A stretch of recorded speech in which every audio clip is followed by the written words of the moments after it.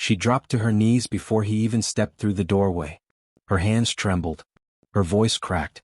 She bowed her head so low it nearly touched the dirt floor. And then she whispered the words that froze him in place. "Please, let me serve you. If I can please you, maybe you'll let me live." He didn't understand at first.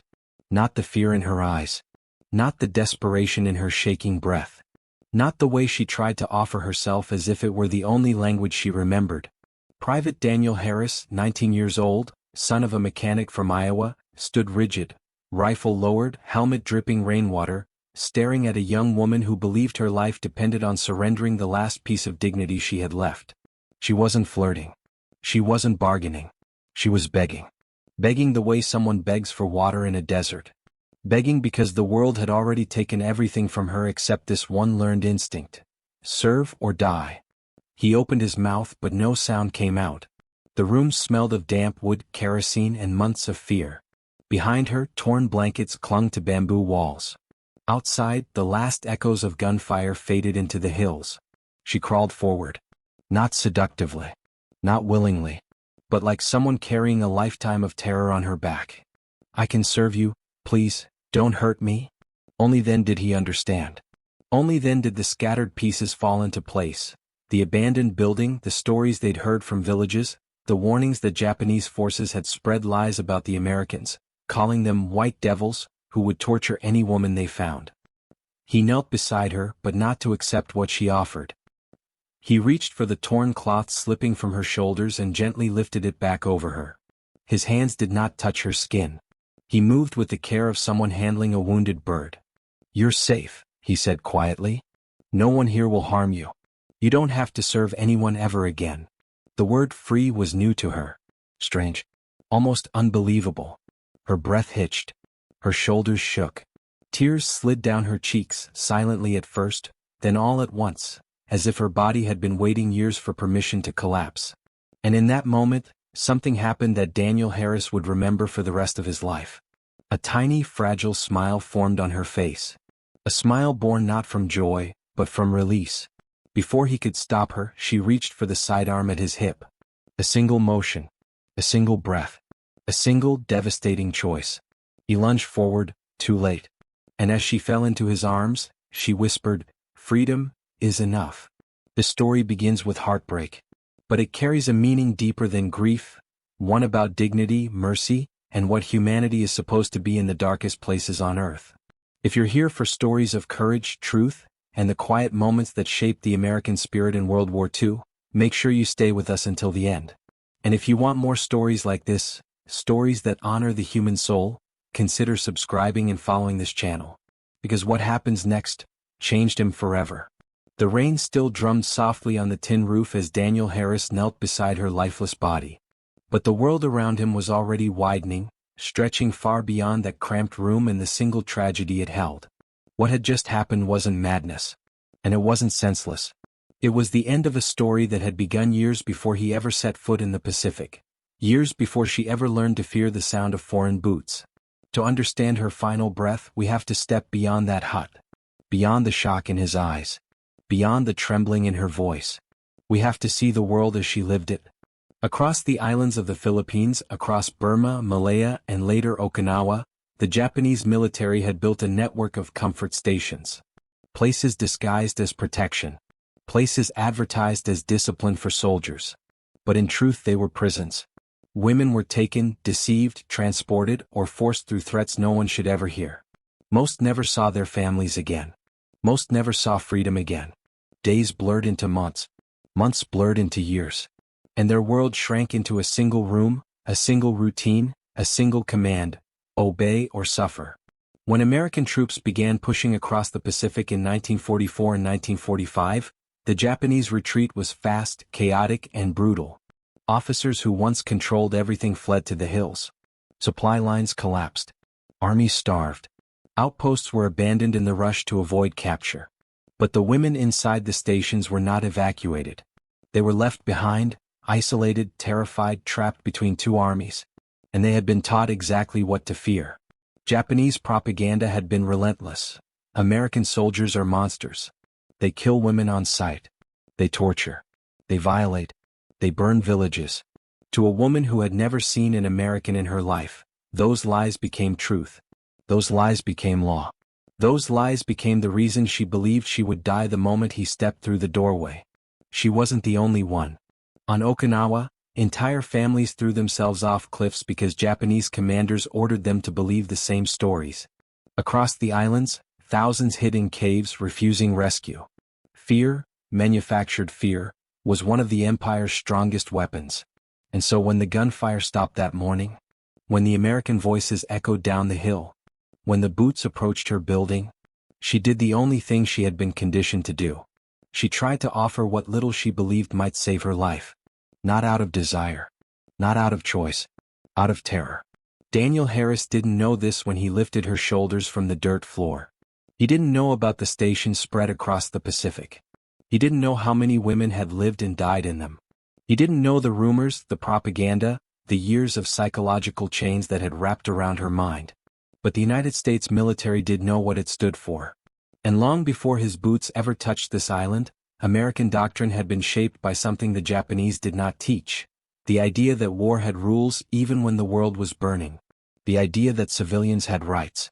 The idea that dignity mattered. American field manuals taught soldiers to protect non-combatants. The Geneva Convention of 1929 laid down obligations for humane treatment. Commanders drilled into their men that they were liberators, not conquerors. That they were there to break chains, not tighten them. That when the Pacific was finally quiet, the United States wanted to leave something behind. Justice, not fear. It didn't always work perfectly. War never does. But compared to the brutality she had come from, American soldiers represented an entirely different world. A world where she could have walked out of that room alive. A world where she could have found medical care, food, safety, and maybe, just maybe, a future. She didn't know any of that. She had been told the opposite her entire life. So when he knelt beside her and covered her shoulders, when he whispered that she was free, her mind could not accept it. Freedom was too large a word. Too distant. Too foreign. Too impossible. For her, the war had already lasted too long. The chains had been there too many years. Her spirit had been broken too many times. And when she heard the word free, something inside her collapsed, not in despair but in release. Because for someone who had lived without choices, the thought of freedom itself was overwhelming. She chose the one escape she understood, the one ending she controlled. And while the world will never know her name, her last act revealed the truth of what tyranny can do to a human soul. It revealed why the lies she had been taught were so powerful. And it revealed why soldiers like Daniel Harris would later say that the hardest part of war wasn't the fighting. It was meeting the people who had endured what she endured, and realizing how deep the wounds of occupation truly ran. Her death was not a symbol of weakness. It was a symbol of how far human beings can be pushed when cruelty becomes a system. It was a reminder that liberation comes too late for some. And it was the moment that forced one 19-year-old American soldier to understand what the war was really about. Not land. Not glory. Not vengeance. But people. People who needed rescuing. People who needed a chance. People who had been told all their lives that hope wasn't meant for them. And from that point on, for Daniel Harris, the mission changed. Because once you see the truth behind the lies, you cannot walk away unchanged. Daniel Harris didn't look like a man shaped by war. Not at first glance. He looked like any kid you might have passed on a dirt road in the American Midwest. Boots dusty from cornfields, hair the color of sun-bleached wheat, a face still carrying traces of boyhood softness. He grew up in a town with one church, one school, one gas station, and a horizon so wide it made the world feel simple. His father fixed tractors. His mother sang hymns while hanging laundry. And before the war, the loudest sound in his life was the whistle of a freight train passing by every evening at 7.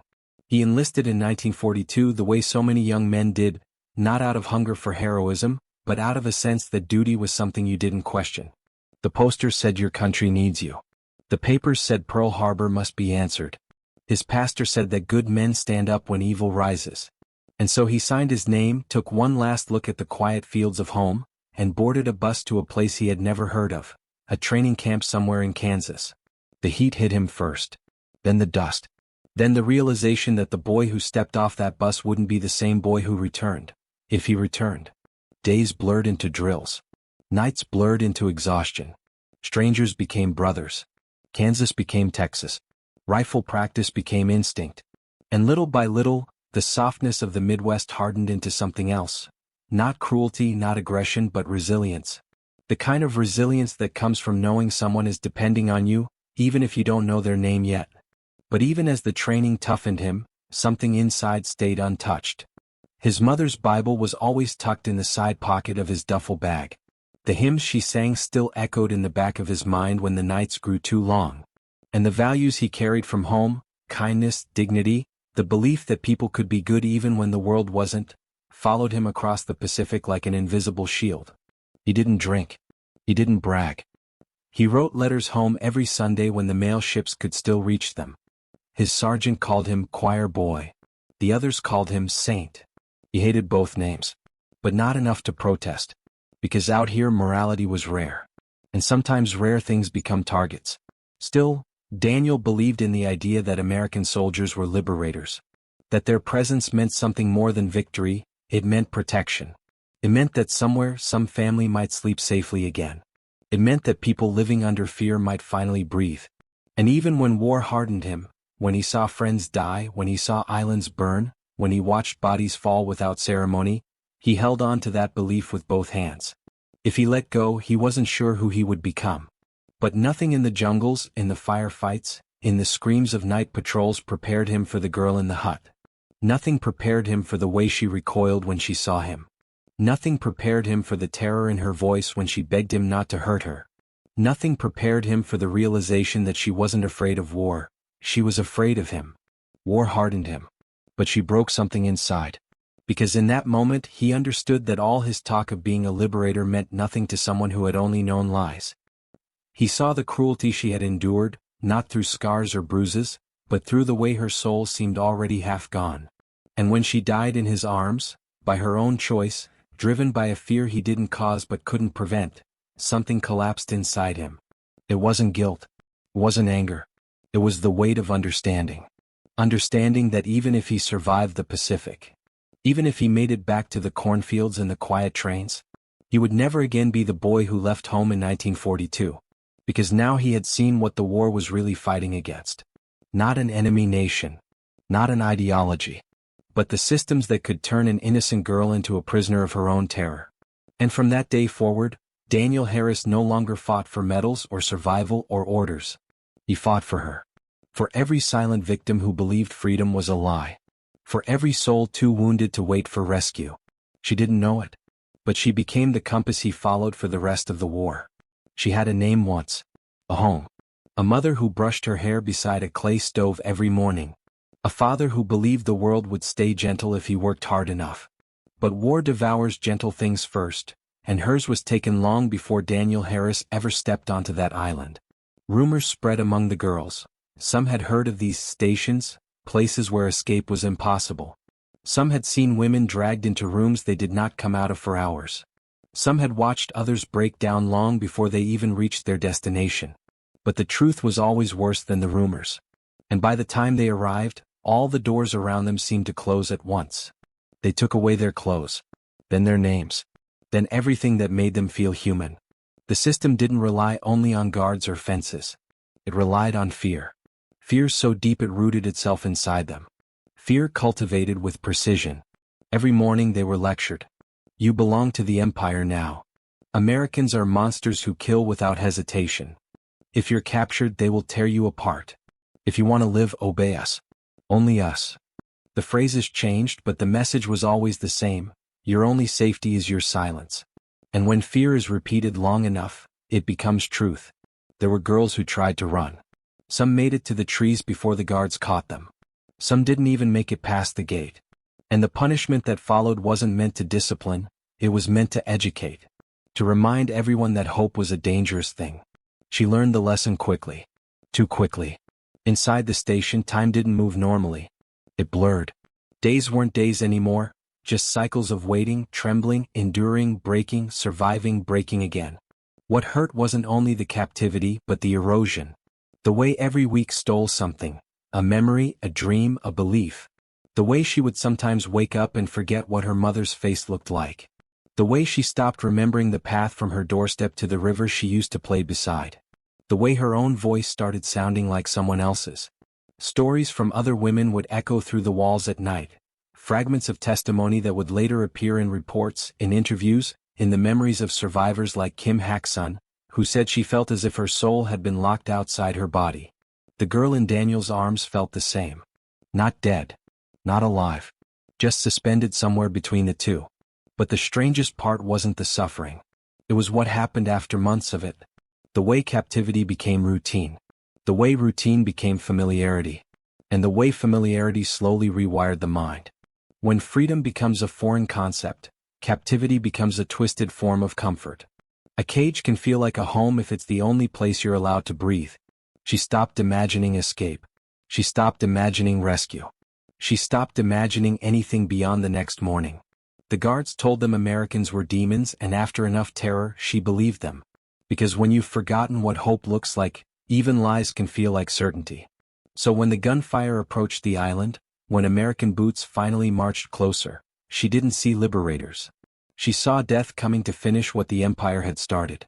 And when the station collapsed into chaos, when the guards fled, and when she found herself face to face with a U.S. soldier standing in the doorway of her room, her mind reached for the only narrative it knew: obey or die. Submit or suffer. Beg or be killed. All she wanted was to survive. All she understood was the fear they had planted in her from the start. Because freedom wasn't freedom to her. Freedom was a void, a cliff's edge where there was nothing familiar to cling to. And in her shaking voice, in her desperate plea, in the way her hands wouldn't stop trembling, the question was already written in her eyes. What is freedom, to someone who forgot how to live? And so when Daniel Harris stepped into that broken room and saw the terror in her eyes, every instinct shaped by war fell silent. The rifle in his hands suddenly felt heavier. The world around him suddenly felt louder. But within him, something older, something planted long before Kansas, long before Texas, long before the Pacific, rose to the surface. It was the quiet truth his parents had raised him with. You do not harm the helpless. She begged. She trembled. She braced herself for the cruelty she had been taught to expect. But Daniel didn't move toward her. He didn't touch her. He didn't even step fully across the threshold. Instead, he lowered his weapon. Slowly. Deliberately. As if showing her, with every inch, that he wasn't what she had been warned about. That he wasn't here to take anything from her. That he wasn't here as conqueror, punisher, or judge. Only as a soldier trying to survive a war he never wanted to fight. He didn't speak at first because words can wound as deeply as actions. So he simply knelt. The same height as her. The same level. Not towering. Not dominating. Just human. In that moment he wasn't the uniform she feared. He wasn't the white devil she had been taught to dread. He was a boy from a quiet town she would never know, trying his best to show her he meant no harm. And that act, small as it seemed, was everything. Because in the American imagination, shaped by presidents, by teachers, by the generation that marched off to Europe and the Pacific, freedom wasn't just a political idea. It was a moral responsibility.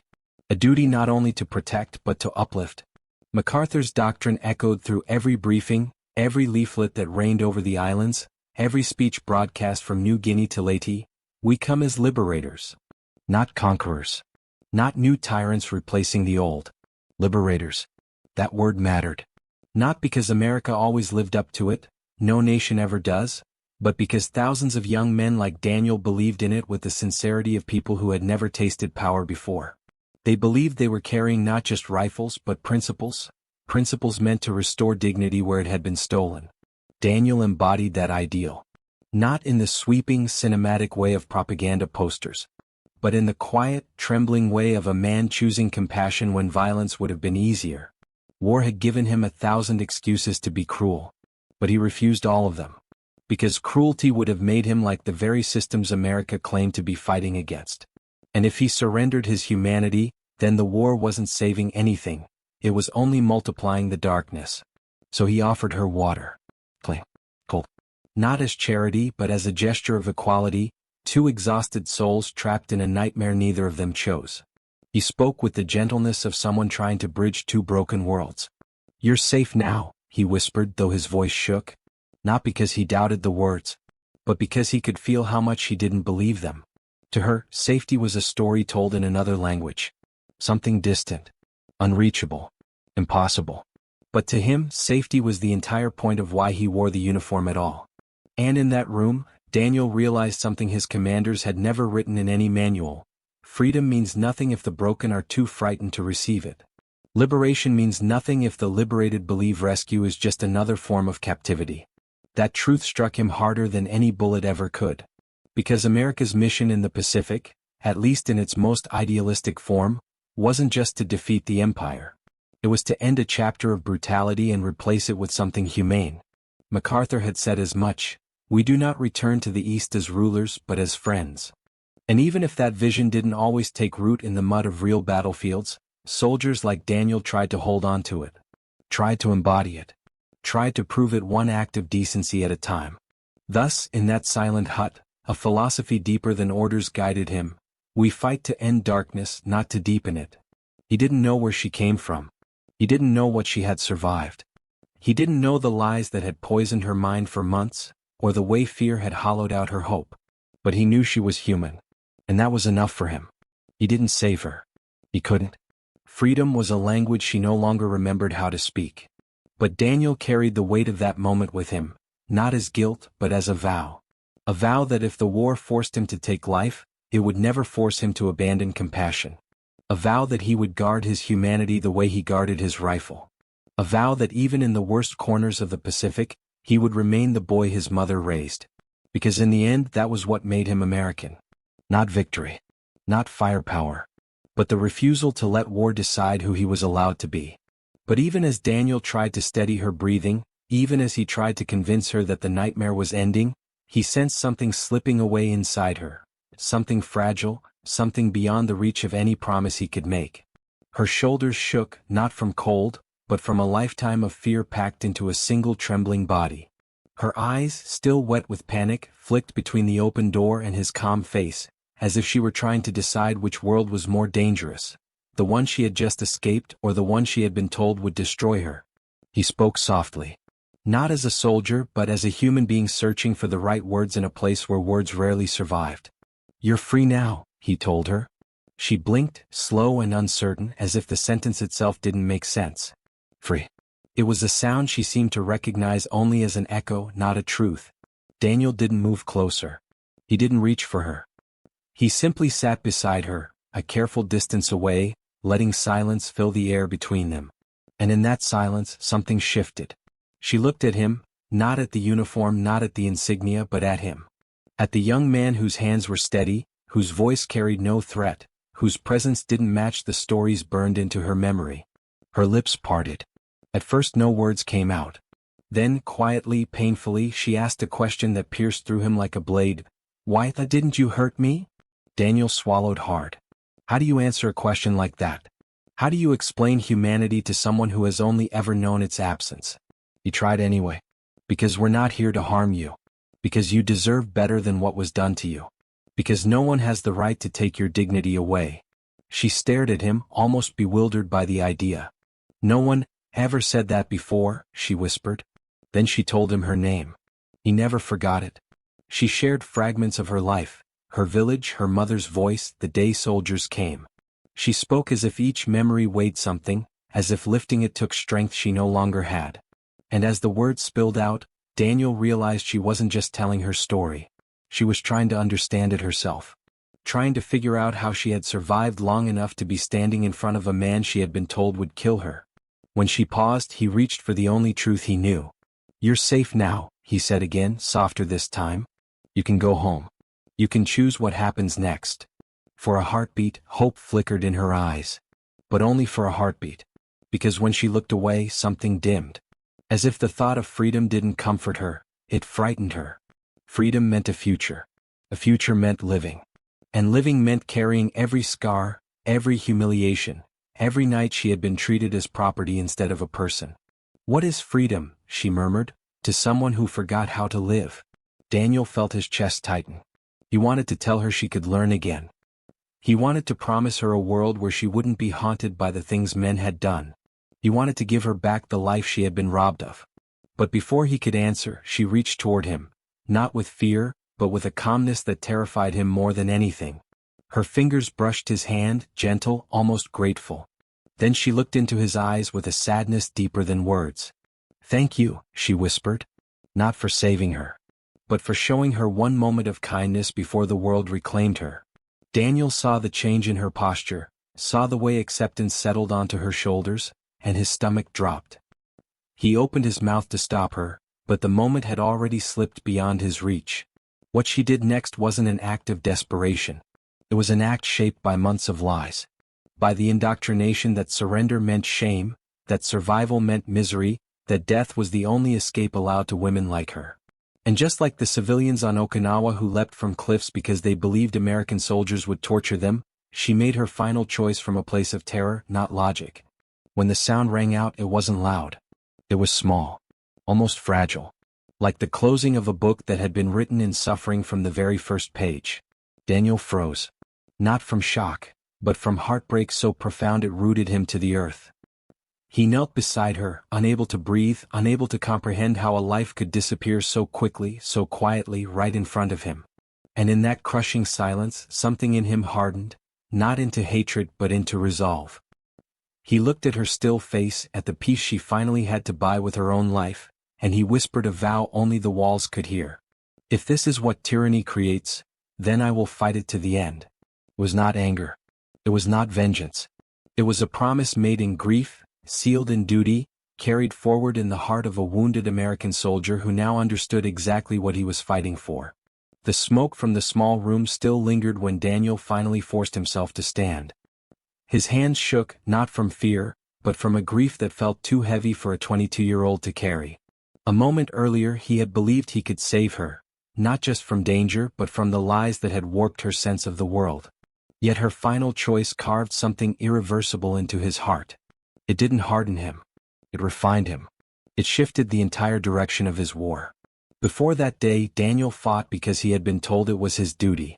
He fought because Pearl Harbor demanded justice, because the flag on his sleeve meant something, because every man in his company trusted the others to stand firm. He fought to survive. But after she slipped away, survival wasn't enough. He realized that the battle in the Pacific wasn't only about defeating an empire, it was about ending the machinery of fear that could push an innocent soul into believing death was preferable to American hands. When he rejoined his unit, the others noticed the change. He still carried his rifle. He still marched through mud and jungle and shattered towns. But there was something new in his gaze, something steadier, something that made him step forward first when civilians emerged from hiding, hands raised, eyes wild with terror. He had seen what fear could make people do. He had seen how deeply the lies had rooted themselves. And he refused, absolutely refused, to let another human being die believing Americans came to harm them. In the weeks that followed, Daniel became a quiet force within his platoon. Not a leader by rank but a leader by presence. Whenever they entered a village, he moved gently, speaking softly, lowering his weapon before anyone else. He was the one who handed out water, who gestured for the children to come closer, who explained through interpreters that the fighting was over, that the soldiers in olive drab were not the monsters the propaganda had painted. And people listened. Not because of his words but because of the way he carried them, with the weight of someone who had already seen the price of disbelief. By the time American forces entered Manila in early 1945, the brutality of Japan's retreat became unmistakable. Thousands of civilians had been slaughtered in the streets. Entire neighborhoods were left in ruins. But in the chaos, something else emerged. Survivors who had prayed for deliverance, and among them women rescued from brothels, cellars and makeshift barracks the moment the Japanese fled. Some were Korean, some Filipino, some Chinese. Many were too weak to stand. Daniel was among the first to reach several of those shelters. The memory of the young woman he couldn't save sharpened his focus. He checked every room, every corner, every hidden door. And when he found women huddled together, eyes vacant, bodies trembling, he didn't see victims. He saw her. He saw the echo of her choices, her fears, her final whispered gratitude. This time he wouldn't be too late. He knelt in front of each survivor just as he had knelt before her. He spoke with the same tenderness, telling them they were safe, that the war had passed them by, that nobody would ever own them again. And sometimes when words failed, he simply sat in silence beside them, letting them understand through presence alone that the danger had ended. As the months went on, more women were rescued, On Leyte, on Luzon, in towns where brothels had been abandoned in haste. Some clung to the soldiers who helped them. Some cried without sound.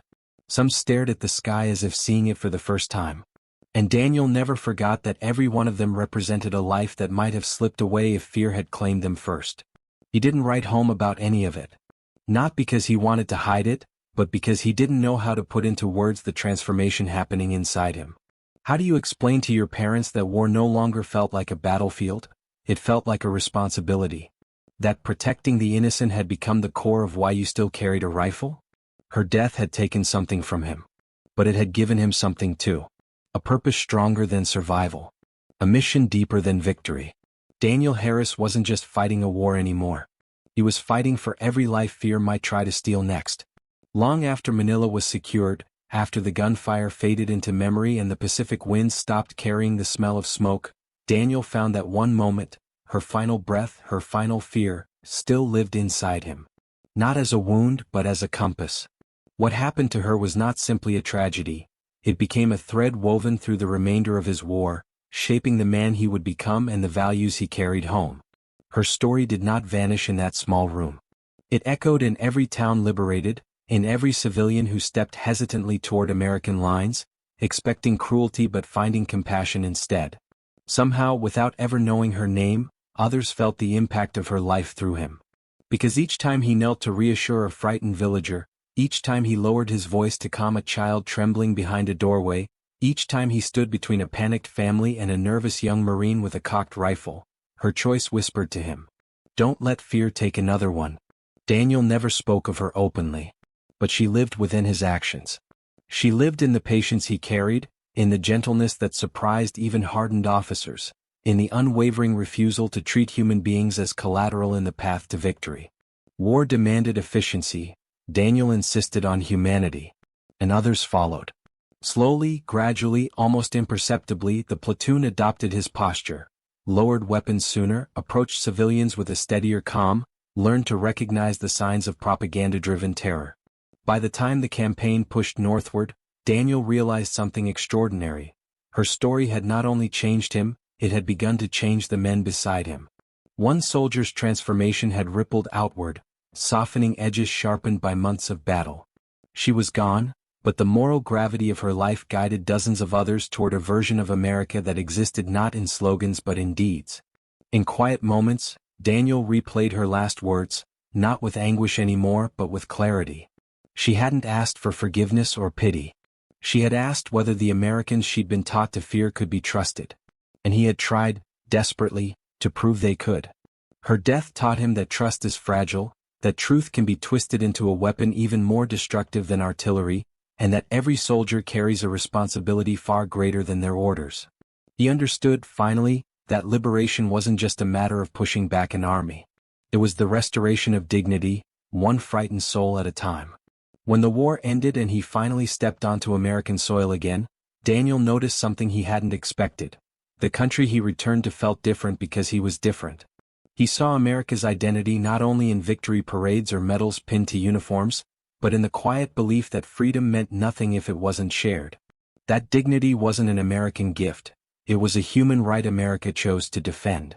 In conversations with other veterans, some spoke of rage, others of triumph, others of the numbness that follows prolonged survival. Daniel spoke instead of responsibility. He talked about the women they saved in Manila and Leyte, about the children who peeked from behind broken doorways, about the mothers who bowed in disbelief when American medics bandaged their wounds instead of causing them.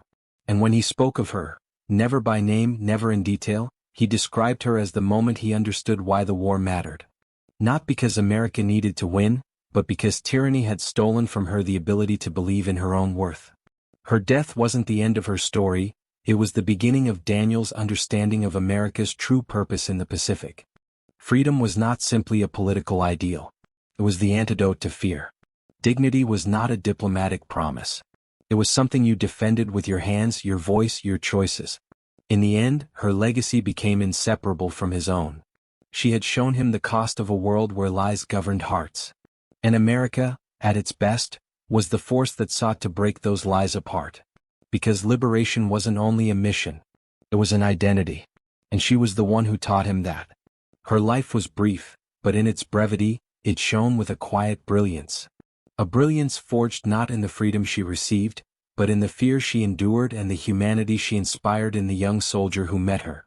That single encounter, fleeting yet profound, became a prism through which Daniel Harris and countless others understood the meaning of the war in ways medals and battles could never convey. Her story was not one of victory nor of survival, but of the enduring power of dignity even when hope seemed impossible. For Daniel, every step he took after that day was colored by her presence. He remembered the way her eyes searched his, the tremor in her voice, the moment of recognition when she understood he meant no harm. That memory became a lodestar in the chaos of war, a quiet insistence that even amid destruction, cruelty was optional and kindness could be revolutionary. The lessons she left behind traveled with him from the burning streets of Manila to the distant shores of home. They informed every choice he made, every life he tried to shield, every moment he decided to act with empathy instead of impulse. The war itself was a teacher of harsh truths, of necessity and compromise. But it was in the small human exchanges, the moments when a frightened girl dared to trust, when a soldier dared to respond, that the deepest lessons were learned. Humanity, he realized, is neither granted by rank nor mandated by orders. It is chosen. And in that choice he discovered the essence of what America could be, a force not only of power but of protection, of moral courage, of unwavering respect for the dignity of others regardless of circumstance. And as he aged, as metals tarnished and years softened the memory of gunfire, the lesson remained. Wars end, but the responsibility to act humanly does not. He carried it like a second uniform, invisible yet indispensable, a reminder that the true measure of a soldier is not how many battles he wins, but how faithfully he honors the humanity of those he encounters. Under any circumstances, being humane is in America's ultimate interest. As the echoes of gunfire faded into history, the story of that young woman and the soldier who knelt beside her remained a quiet testament to the enduring power of compassion. Her brief life, marked by fear and resilience, left an indelible imprint on the conscience of a man who came to understand that the purpose of warfare at its best is not simply to defeat an enemy, but to defend the dignity of the defenseless. Every act of humanity, every choice to honor another person's life and freedom, became a beacon against the darkness that war inevitably casts.